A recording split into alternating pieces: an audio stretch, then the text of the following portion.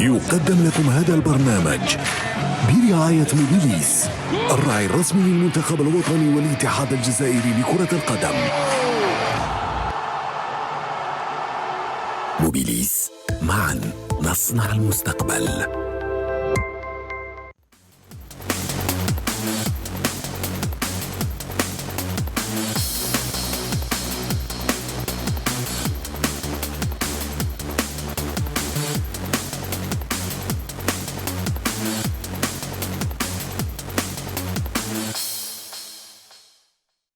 Madame, Monsieur, bonsoir. Heureux de vous retrouver en ce lundi soir pour un nouveau numéro de Stade 24 et merci toujours de nous faire confiance. L'événement consacré à la sortie, on l'attendait depuis bien longtemps, de l'entraîneur national, conférence de presse de Djamel Belmadi où il annonce 6 nouveaux joueurs. Rajeunissement de l'effectif avec une double confrontation contre le Niger. On reviendra en long sur cette conférence de presse et la présentation des 6 nouveaux joueurs convoqués en équipe nationale et notamment avec le cas Aouar qui a, ça y est, décidé officiellement et qui a fait l'annonce et s'est entraîné toute une polémique. Des hauts et des bas consacrés aux compétitions africaines. Eh bien, 2 clubs en Champions League africaine qualifiés, le CRB et la JS Kabylie, et en Coupe de la CAF, l'USMA d'Alger n'a besoin que d'un seul point pour se qualifier pour les quarts de finale de cette compétition. Nos invités, Nassar Bouich, bonsoir, ou notre invité. Merci d'être avec nous une nouvelle fois, Nassar Bouich. Et Sid Ahmed Khadis, bonsoir Sid Ahmed. Bonsoir Maman. Alors, messieurs, on l'attendait depuis bien longtemps, cette première sortie, et notamment la liste des joueurs. Est-ce que pour vous, il y a une surprise, Nassar Bouich? Non, pas de surprise. Je dirais que c'est vrai, un peu rafraîchir. Moi, ce que je retiens, c'est ce rafraîchissement de l'effectif, avec cette jeunesse, avec ce futur de cette sélection. C'est pas mal. Je dirais que c'est une bonne chose pour notre sélection, pour le sélectionneur. Maintenant, on attend pour voir. On a annoncé beaucoup de noms, finalement. Bon, ça correspond à ce qui a été annoncé. Il y a rien. Et rappelons aussi les changements de dernière minute suite à l'absence de Islam Slimani qui s'est blessé lors du match du championnat en Belgique. Il y a eu le rappel de Bardet Bounjah. Est-ce la dernière chance de Bounjah de figurer sur le long terme dans cette liste? Vous avez parlé de surprise. Moi, j'aurais aimé retrouver un seul joueur qui n'est pas aujourd'hui dans la liste. C'est Brahimi, qui est en excellente forme avec l'OGC Nice. Après, c'est les choix de Djamel Belmadi. On va en parler voilà. Sur la première partie de l'émission, dans la rubrique l'événement.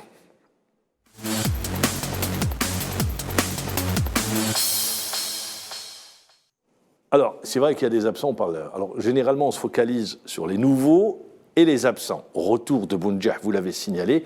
On va parler justement de cette liste avec ce sujet qui vous est proposé par Salah Faisal.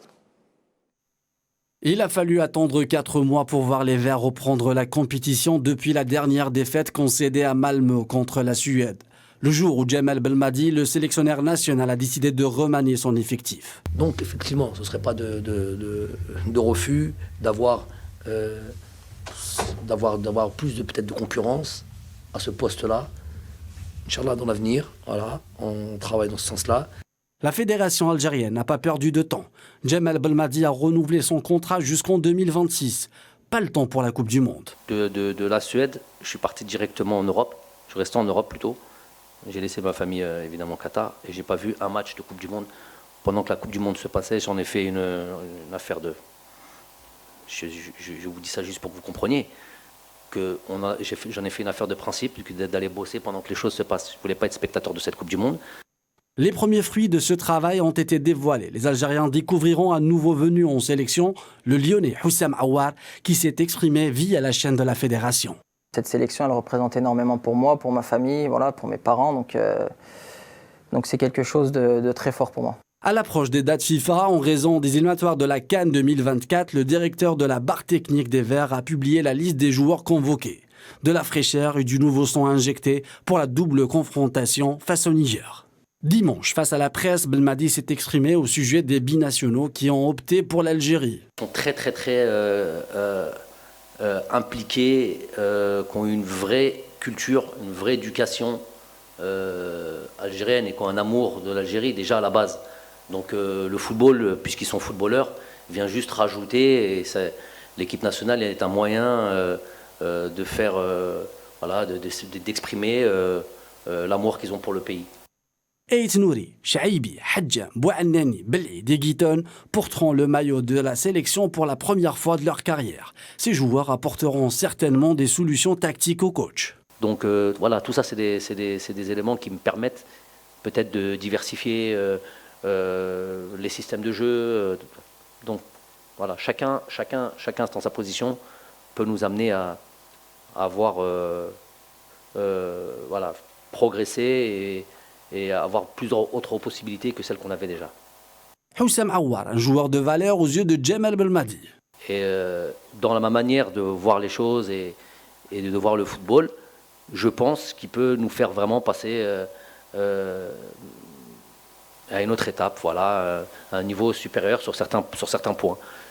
Le match face au Niger est un match important pour décrocher le fameux sésame pour le prochain rendez-vous continental. La sélection algérienne New Look aura pour objectif de se repositionner sur le toit de l'Afrique. De nouveaux joueurs appelés, ça offre une plus large palette de choix, de mise de systèmes de jeu à mettre en place. Il peut varier les systèmes. Aujourd'hui, je pense qu'on est sur des profils différents et ça va aider un peu le sélectionneur à diversifier un peu tous ces systèmes, il faut le dire.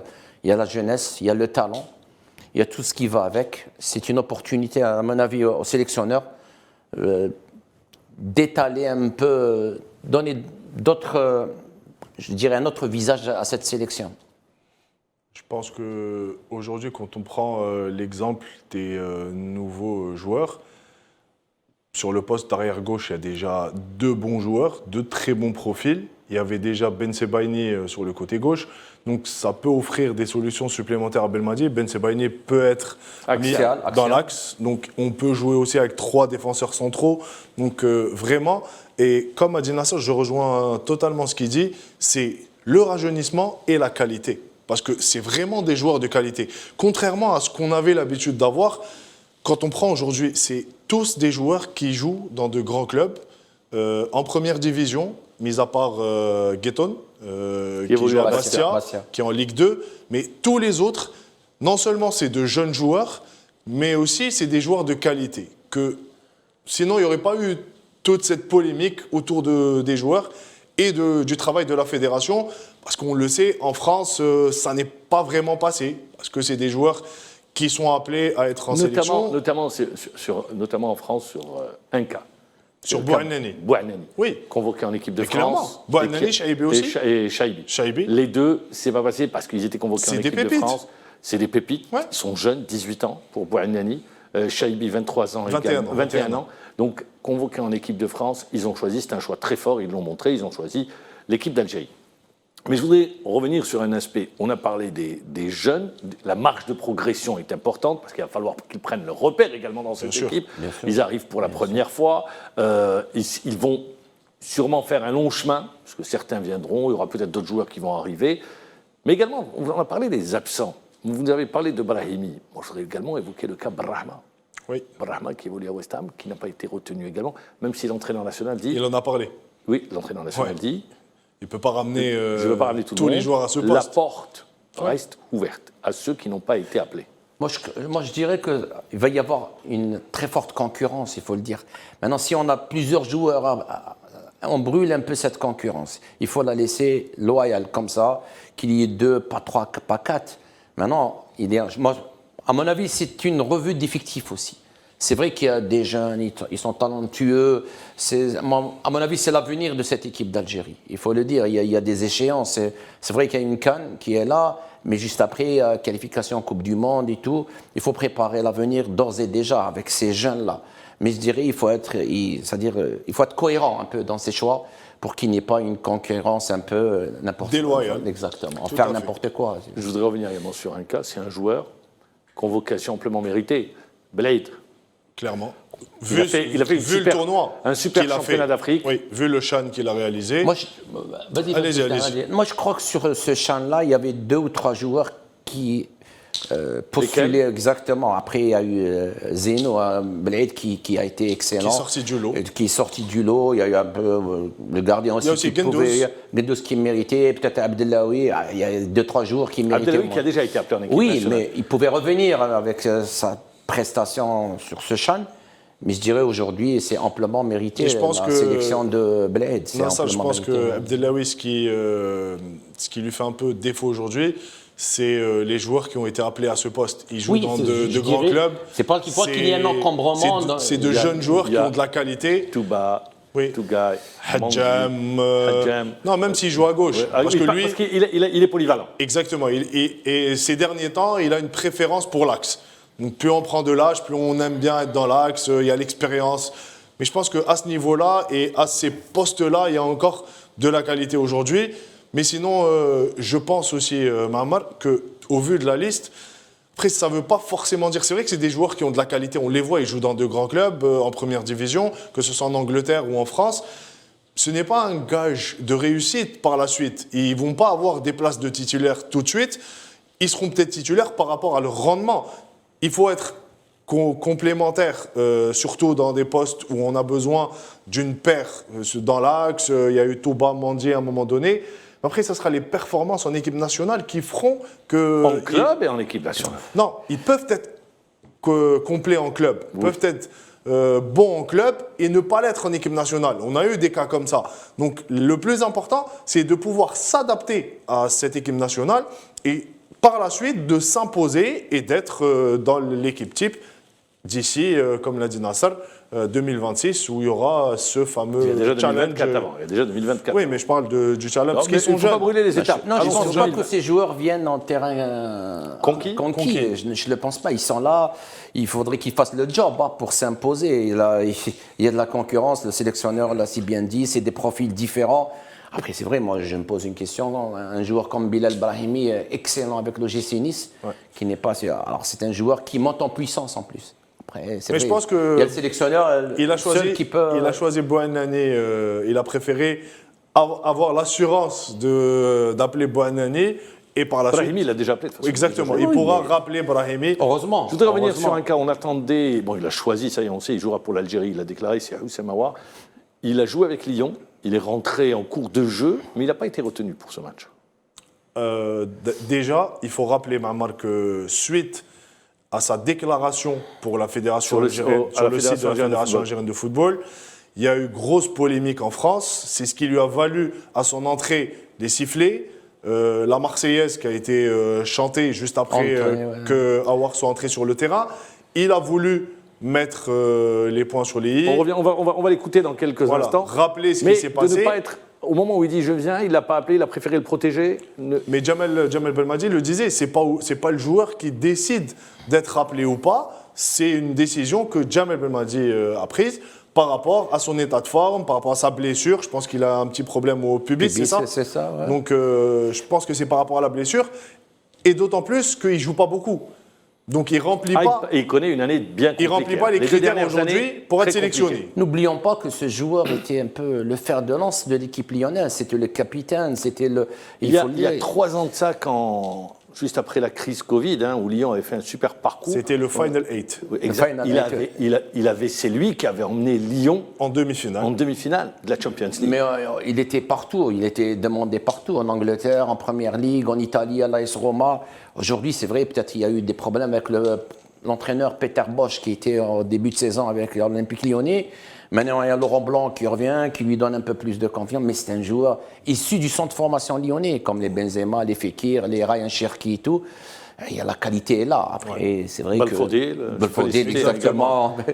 Merci, exactement. Il y a plein de Mais je voulais dire, c'est que ce joueur pétri de qualité, si aujourd'hui la sélection, il faut le lui tirer chapeau personnellement, parce que c'est pas facile. Gouiri, oui. Mais ce qui est, c'est-à-dire quand on est passé par l'équipe de France, on rechoisit un peu, on revient de meilleurs sentiments pour la sélection algérienne. Moi, je dirais bravo. Même son discours a été cohérent. Moi, j'ai écouté. Après, il y a eu de l'incompréhension. D'ailleurs, c'est pour ça qu'il a tenu à apporter des éclaircissements suite à sa première déclaration faite à la Fédération algérienne de football, sur la télé de la Fédération algérienne de football. On écoute Houssem Aouar. Et puis, je les comprends aussi.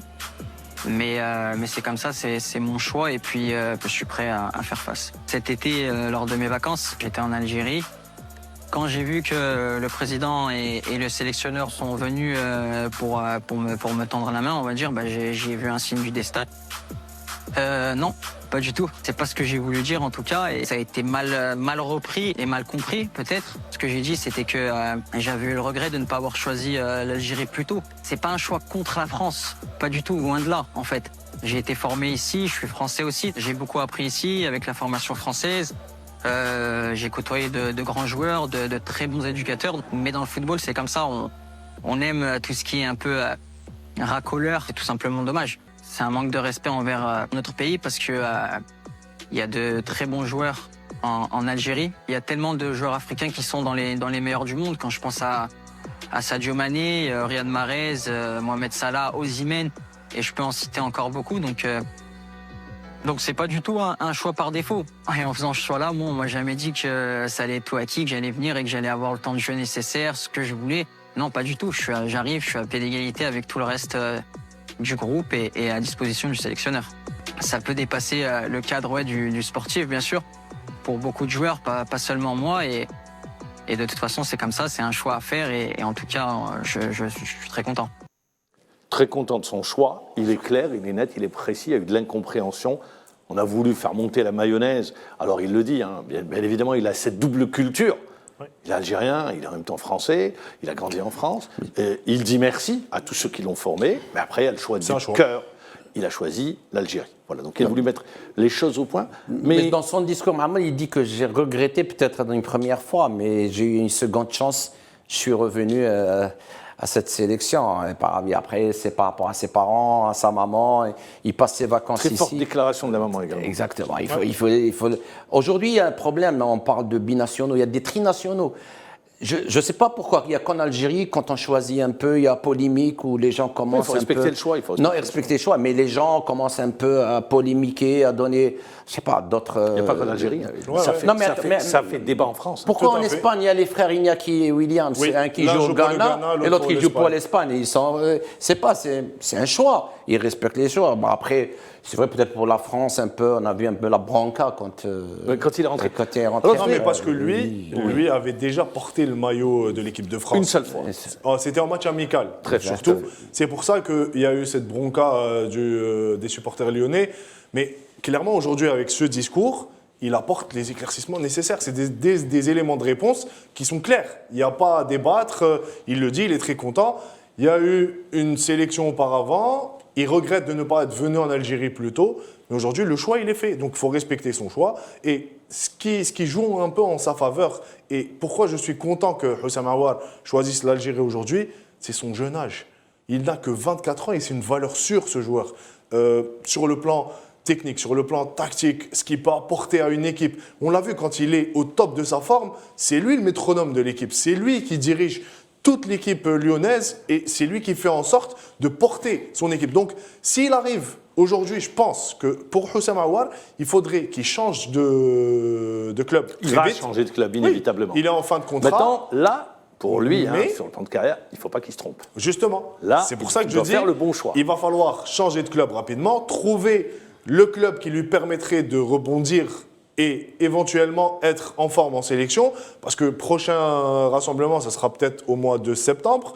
Il sera appelé au mois de septembre. Il va trouver un club en été, peut-être fin juin, début juillet. Il va faire la préparation d'avant-saison. Il va se remettre en forme avec son nouveau club. Et c'est qu'à ce moment-là qu'il va revenir en Algérie. Et comme le disait Jamel Belmadi, on l'a vu tout à l'heure sur le sujet de Salah Faisal, indéniablement, c'est un joueur qui va faire passer un cap à cette équipe. Parce que clairement, quand on voit Houssam Aouar à son top niveau, vous l'aviez dit lors du Final 8, Pep Guardiola, je me souviens de ses propos, il disait mais d'où vient ce joueur? C'est un joueur exceptionnel. Moi je suis persuadé que ça sera une valeur ajoutée à la sélection. Moi je voudrais revenir.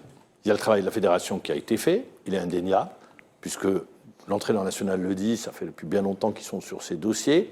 4 ans. Il y a eu des choix forts, des joueurs également, on a cité les 2 joueurs. Et dans le même temps, même si ça représente un faible pourcentage, est-ce que vous ne pensez pas que l'attitude peut-être d'un franco-algérien, comme on les appelle, Karim Benzema, l'attitude de Deschamps durant la dernière Coupe du Monde, peut-être ça a donné également, peut-être ça a pesé, même si c'est petitement. Qu'est-ce que vous dites? Moi, j'irai encore plus loin. Dans le choix. Et j'irai encore plus loin. Il y a eu également Sabri Lamouchi à un moment donné. Non, quand on voit un ballon d'or, qu'on le veuille ou pas, Karim Benzema, c'est un des meilleurs joueurs au monde. Et quand on voit comment on se comporte avec lui en sélection, on se dit c'est pas normal, il y a quelque chose qui cloche. Après, même la bronca lyonnaise ça donne aussi à réfléchir. Donc, je pense que ça va changer beaucoup de choses dans les mentalités, dans les choix. Et même pour les joueurs africains, les autres joueurs africains. Exactement. Parce qu'aujourd'hui, si le football africain évolue, il est un peu au sommet de son art, c'est grâce à ces joueurs-là. Moi, j'ai suivi un peu Wesley Fofana, le joueur de Chelsea. Jusqu'à la veille de son appel en équipe de France, il était sollicité par la fédération ivoirienne. Oui. Toutes les fédérations africaines aujourd'hui veulent profiter de ça. Ils font le forcing. Ils vont profiter de ce qui se passe actuellement vis-à-vis des Karim Benzema et tout. Ça va aider ces clubs. Il y a aussi une déclaration forte, si on parle de joueurs binationaux et qu'on prend l'exemple de la France. Les joueurs binationaux. Bon, parce que la plus forte communauté algérienne. Elle est en France. Elle est en France. D'accord. Il y a un message qui avait fait grosse polémique et les médias français l'ont repris. C'était Patrice Evra.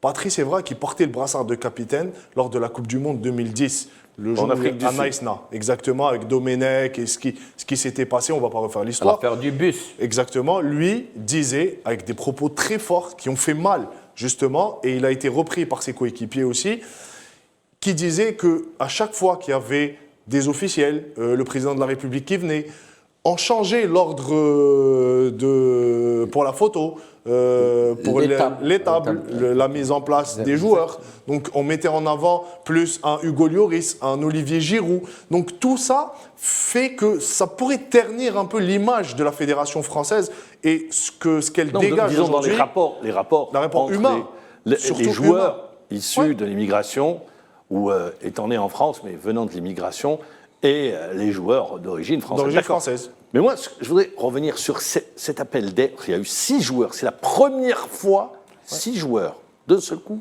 qui décident de rejoindre l'équipe d'Algérie. C'est la première fois. D'ailleurs, en France, on l'a vu partout. On en a parlé en disant même il y a de l'inquiétude pour le futur. Parce que vous avez des pépites qui peut-être, c'est le cas aujourd'hui, mais d'autres également, qui pourraient rejoindre l'équipe d'Algérie.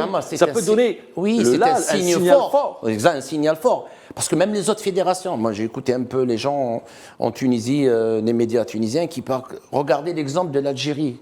Comment ils ont fait pour qu'il y ait une masse comme ça de joueurs qui arrivent. Il faut le faire, il faut le dire. 6 joueurs ou 7 ou 8 joueurs à la fois, il faut le faire. 6 joueurs, il faut le faire. C'est énorme. Je dirais que c'est... Et non des moindres, parce qu'ils étaient sélectionnés dans les jeunes catégories. C'est ça, c'est par rapport à ça aussi. C'est des joueurs qui sont passés par toutes les sélections. Mais je peux vous dire qu'il y a eu toute cette polémique et ça a fait couler beaucoup d'encre en France parce qu'ils savent que c'est de bons joueurs et que c'est la France qui les a formés et qu'aujourd'hui, il y a un investissement. Malgré eux, ils se voient perdre des valeurs sûres, des futures pépites, parce que tous les joueurs ont été sélectionnés en équipe jeune. Et on se souvient, Mamar, on était ensemble au mois de juillet pour les Jeux méditerranéens. Bouhanani, on l'a vu, c'était le meilleur joueur de cette équipe U20 française. Qui a dominé le truc. Exactement. Je rappelle que le papa Bouhanani, qui devrait être avec nous, on espère qu'il sera avant la fin de l'émission avec nous en direct. Il a joué au Wydad de Tlemcen, il était gardien remplaçant. Doublure de Mezaïr. Doublure de Mezaïr, qui était international à l'époque, et qui a par la suite a immigré en France. Et donc son fils aujourd'hui a suivi les pas du papa. On va écouter maintenant un joueur également qui lui brille avec son club, Toulouse. C'est Fares Chaibi, qui revient sur sa convocation en équipe d'Algérie. C'est de la fierté, beaucoup de fierté. Je devais y aller déjà en novembre dernier. Après, le club a pris la décision de nous laisser ici pour nous reposer. Mais je savais déjà que j'allais y aller, mais de l'annoncer comme ça et que ce soit officiel, ça fait plaisir et ça soulage. C'est Fares Chaibi, convoqué en équipe de France, tout comme Bouhanani. Et en équipe d'Algérie, il a choisi l'équipe d'Algérie. Un choix fort. D'ailleurs, il a dit, c'est la première fois dans l'histoire où un joueur dit directement, je viens. Je laisse tomber, il est convoqué sur les deux sélections. Et c'est important ce qu'il a dit, Nasser. Je ne sais pas si vous avez écouté. Moi, ce qui retient mon attention, c'est le fait qu'ils disent je devais venir déjà au mois de novembre, mais son club avait refusé de le libérer à ce moment-là.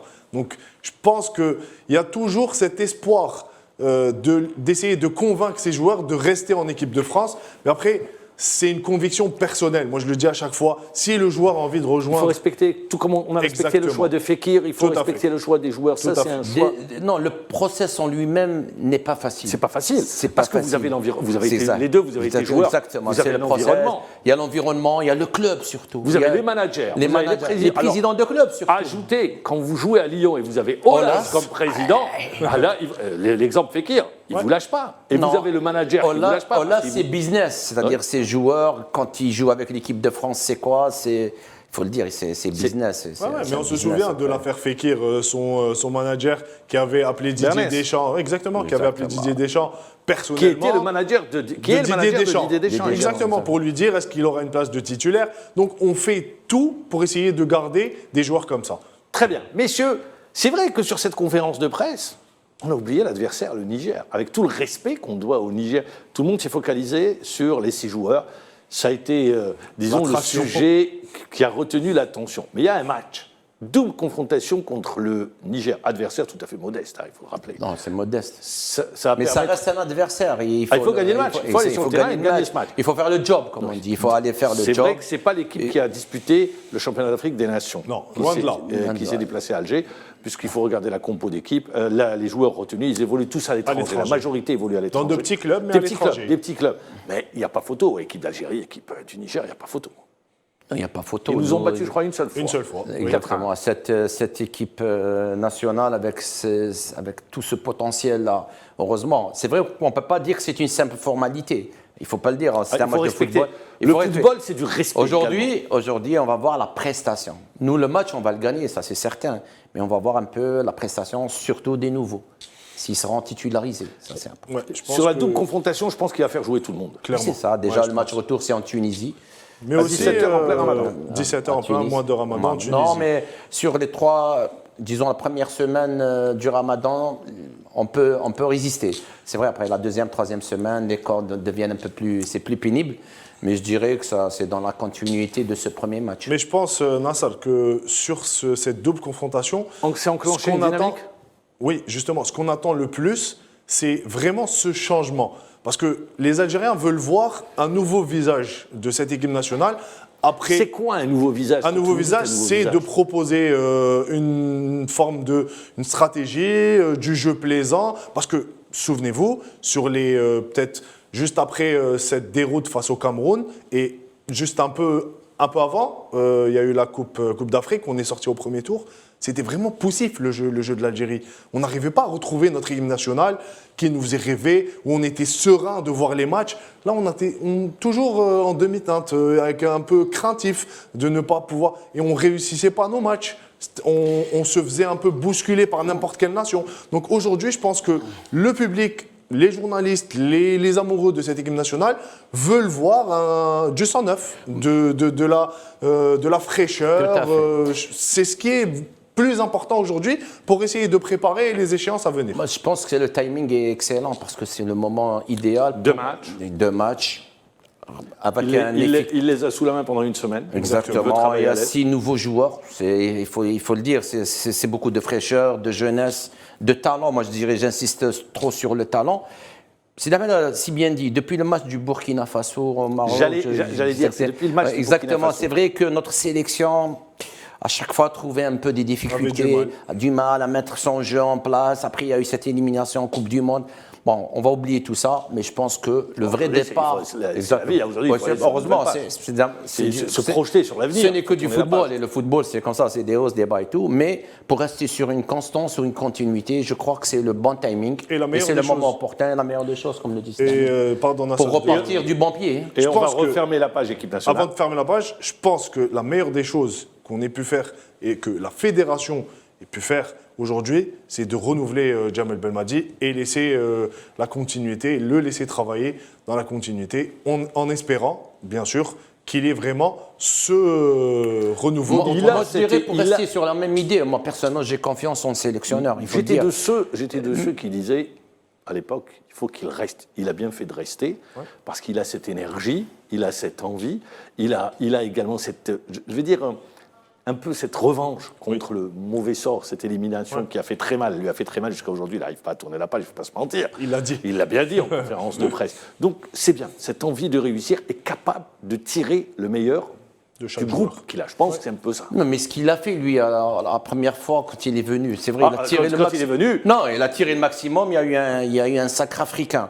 Après, il y a eu ce qu'il y a eu. Aujourd'hui, c'était un autre... Un nouveau cycle. Exact, un nouveau cycle avec le même coach. Moi, je fais confiance au coach, d'autant plus avec l'arrivée, Inch'Allah, de d'autres joueurs, 2 ou 3 ou 4 nouveaux joueurs. Toujours l'exemple de l'Allemagne. Exact, c'est ça. Après, Joachim Löw, il est resté, c'est ça. malgré toutes les difficultés. Et ce qui est bon à retenir aussi, Nassar, pour terminer avec en espérant qu'il n'y ait pas le même sort que Joachim Löw. Hein, d'accord, je vais être bien d'accord. Mais je parle du maintien et de la stabilité. De l'idée en général.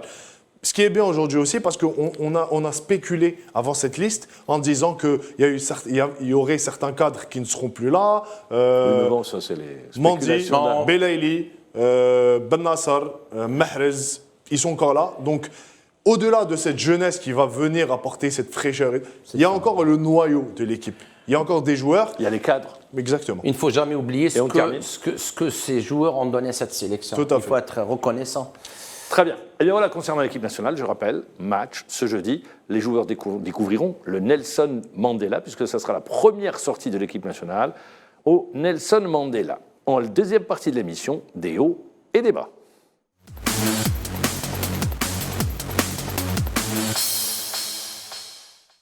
Des hauts et des bas consacrés à la compétition africaine, tout a souri à nos clubs ce week-end, puisque en Champions League africaine, nos 2 clubs sont qualifiés en quart de finale et l'USMA d'Alger est à 1 point de la qualification en Coupe de la CAF pour les quarts de finale. Retour sur ce week-end heureux, signé Sid Ahmed Khaddis. Pour le compte de la 5e journée. De son côté, la JS Kabylie a décidément fait vivre à ses supporters de drôles de sensations cette saison. Elle a réussi à se qualifier en quart de finale de la Champions League, rejoignant le CRB et en gagnant de nouveau au bout du suspense et après plus d'1 heure de jeu, plus que poussive. Les Canaries ne sont pas bien rentrés dans leur match, ils ont failli encaisser un but dès la première minute de jeu. Les occasions se multiplient côté angolais.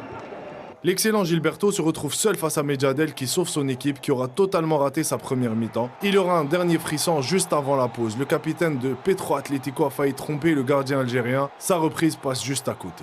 En début de seconde période, ce n'est pas mieux. Le danger est toujours là. Et le manque de concentration aussi. Le capitaine de Petro Luanda, encore lui, place une tête sur un coup franc qui n'est pas loin de tromper le vigilant Medjadel. Il faudra attendre la 64e minute de jeu pour voir la première action des jaunes et verts. Boumechara qui d'une frappe détournée a presque surpris le gardien Eduardo. C'est au tour de Mouaki qui dans un brouillard de fumigène se procure une occasion.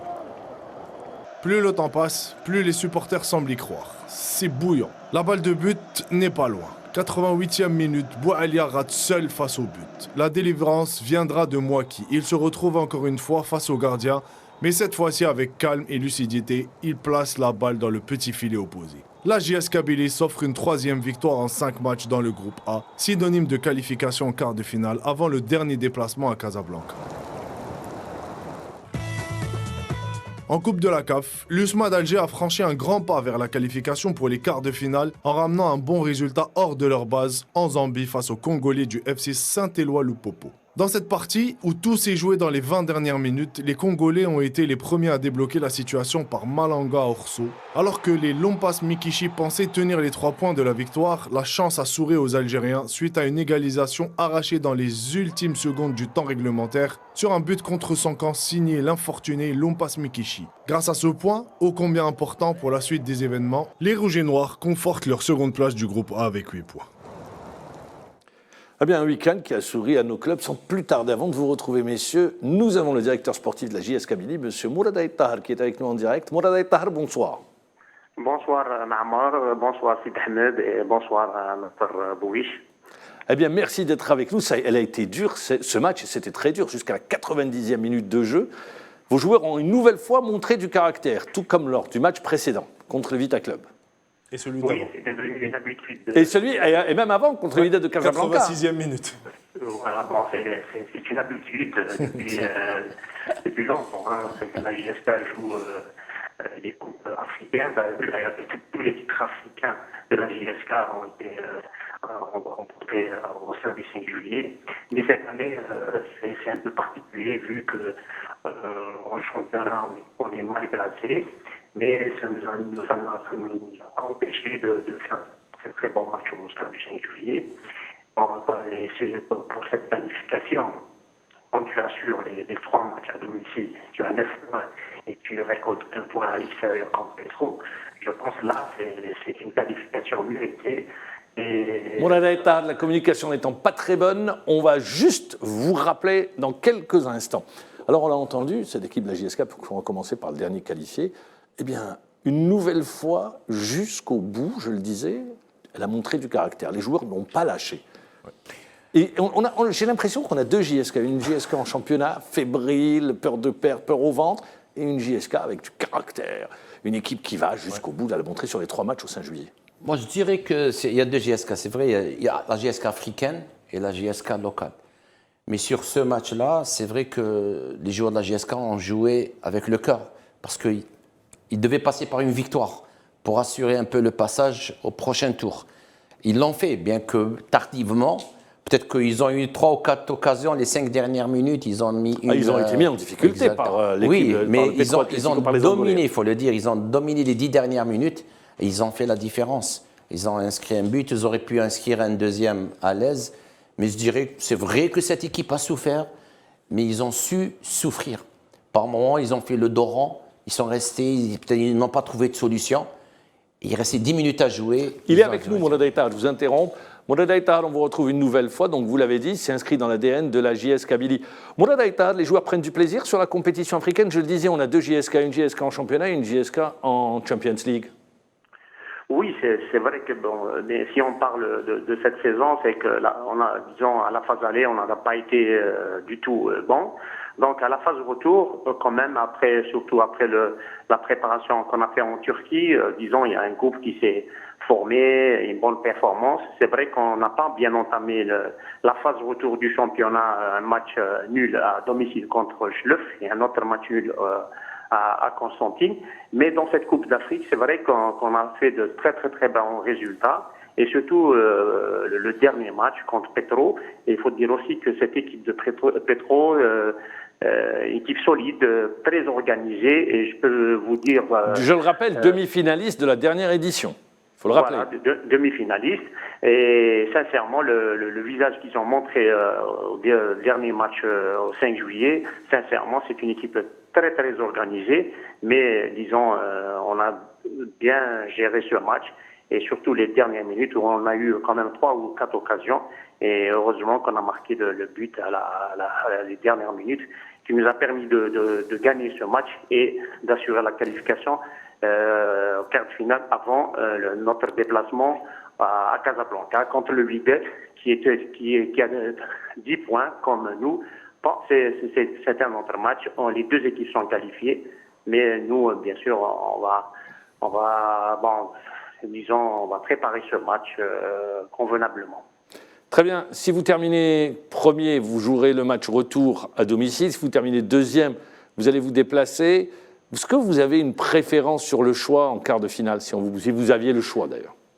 Bon, le choix, c'est le tirage au sort qui va être déterminant. Oui, c'est le tirage au sort, mais nous, on va préparer ce match convenablement et essayer de ramener un bon résultat. Après, ce que là, c'est le premier ou deuxième, mais l'essentiel, c'est la qualification. C'était l'objectif du club, c'est d'aller le plus loin possible dans cette compétition.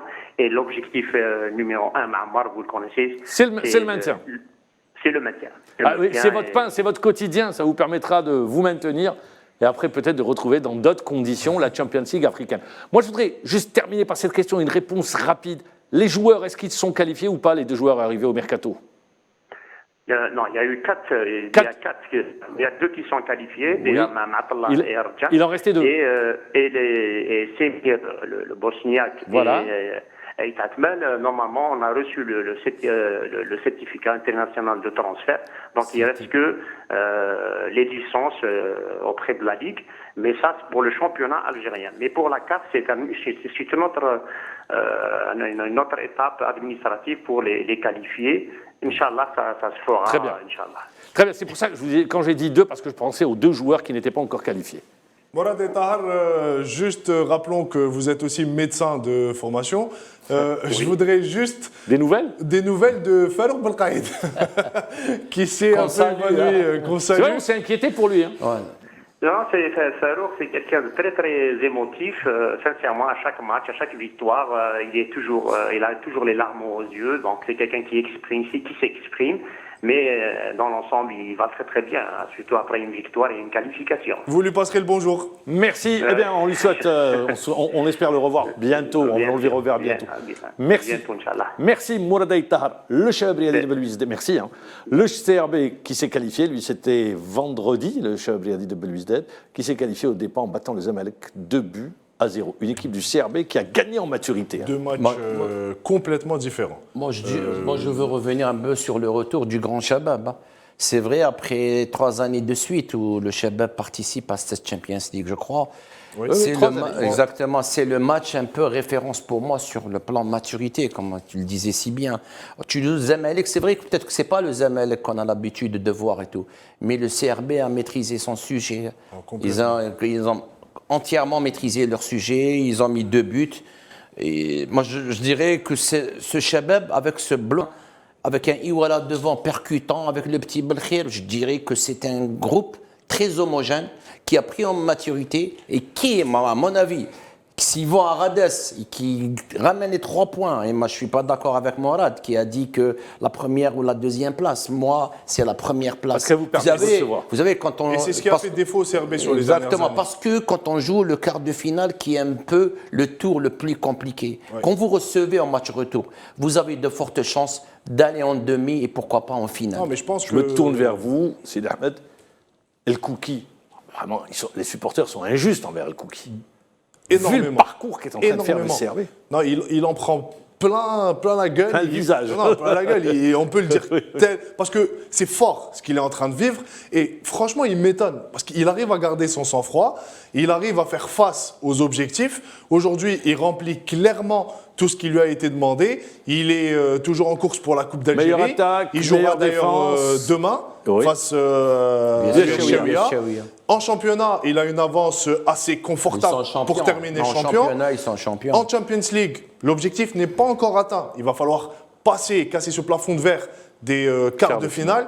Et pour moi, comme disait Nassar juste avant, ce match face aux Zamalek n'est pas vraiment une référence. Parce que le Zamalek n'est pas vraiment le Zamalek d'il y a quelques années.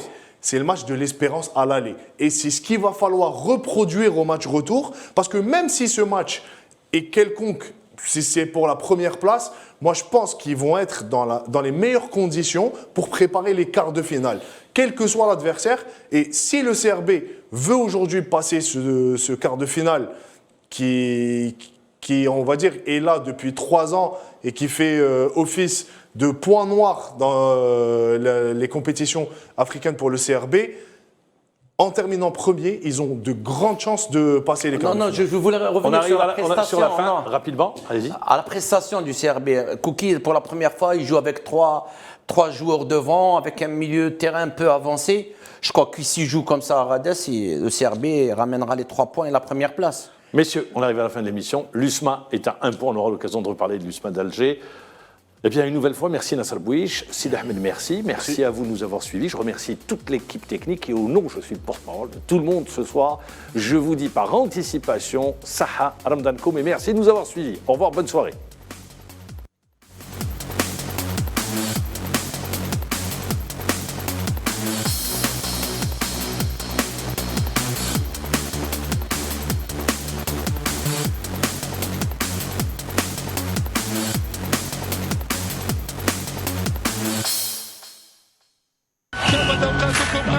قدم لكم هذا البرنامج برعاية موبيليس الراعي الرسمي للمنتخب الوطني والاتحاد الجزائري لكرة القدم.